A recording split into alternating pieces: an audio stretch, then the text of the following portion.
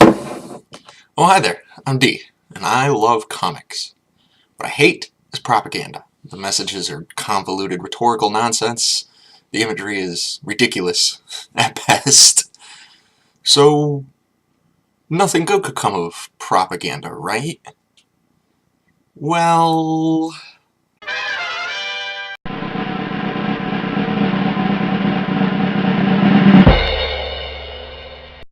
Captain America. Captain fucking America. Captain America got his start in 1941 as pure, brazen bold, red, white, and blue stars and stripes propaganda. Probably some of the best propaganda we've ever come up with. I mean, one of his first and earliest issues has him punching Hitler in the face.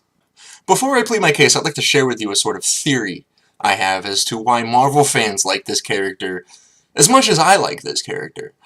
And I think it has to do with the fact that Marvel is a universe almost entirely comprised of anti-heroes. So when they see a character like this, a character who's so cut and dry, who is definitely your more traditional hero, to them it seems refreshing. To me, obviously, as a DC fan, it's almost nothing new, but I still enjoy the way they do it. So some of you who know Captain America are probably asking the question, Steve Rogers or Bucky Barnes? Well, both, actually. I like both characters. I like what they do with the Captain America mantle. They both do something different with it. They take their own approach. And that's a different approach. Normally when you see someone else take the mantle of a superhero, it's usually they do the same thing the superhero normally does, they sort of become him, or it's just a plot device to introduce a new villain. And the fact that none of this happens when Bucky Barnes takes the mantle of Captain America is refreshing, to say the least. Now, just to get this out there, I'm not out there waving any flags.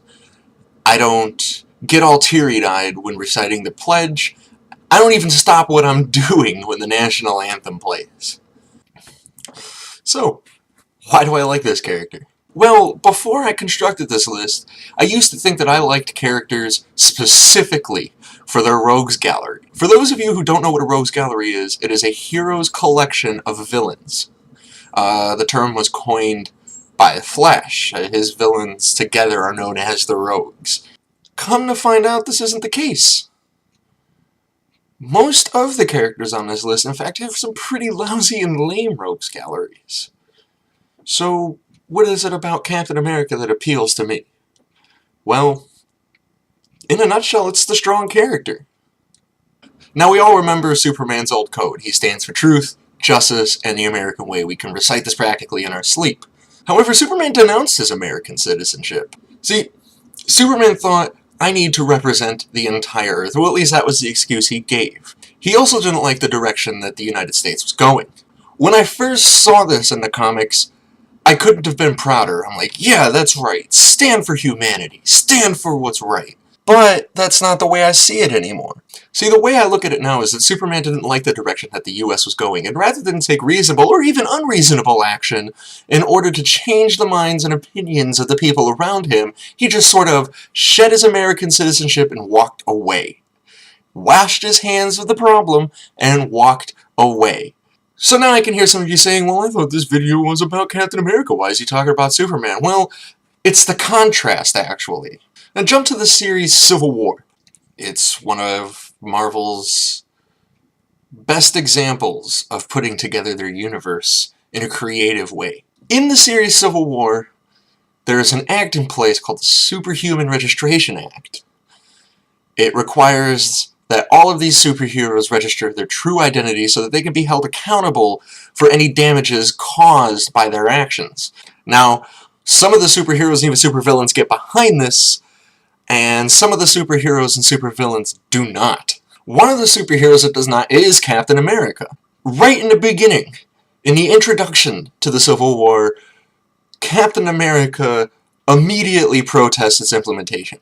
Now, rather than pull the Superman move and just wash his hands of it and walk away, he fights against it. He maintains his stars and stripes and fights against it. This is a huge difference, and this is why I brought the whole thing up.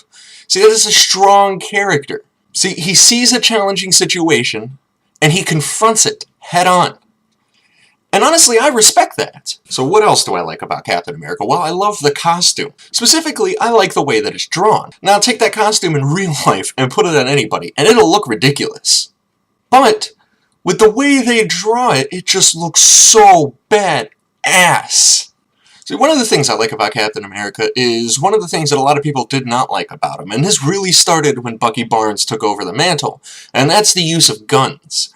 A lot of people are like, oh, Captain America's using guns? I never understood this reaction. Well, first, Captain America never clearly stated that I won't kill. And second, Captain America's a soldier first.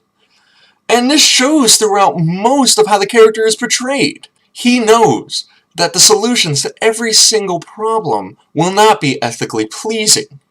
Yet, he looks for the solution that will work. Another thing I like about Captain America is the high moral ground that he takes. And he's usually right, and right for the right reasons.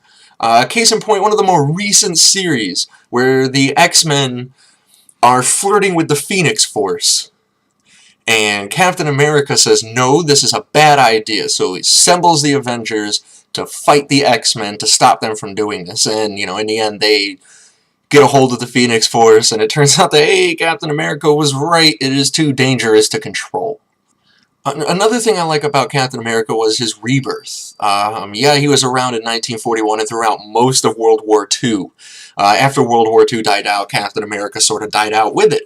They tried to bring the character back a little bit later, but it just wasn't received well and died out rather quickly. But eventually, he did come back in Avengers #4. That's right, when the movie said Captain America the First Avenger, it's not actually true. He wasn't the first Avenger. But he does lead the team quite often. What I like about his coming back is, one, the story that they put behind it, that he was frozen and then he was found, and now he has to adapt to this new world that's strange to him, was outstanding. And the way that the character handled it was compelling. It really spoke to his strong character. He could have just been confused all the time. He could have been so out of place that he just never adapted, but no. Captain America gets the mission and puts the mission first. And so in conclusion, this is just a strong character with strong morals and values who sticks by his guns, and I can't wait to see more of what he has to offer in the future.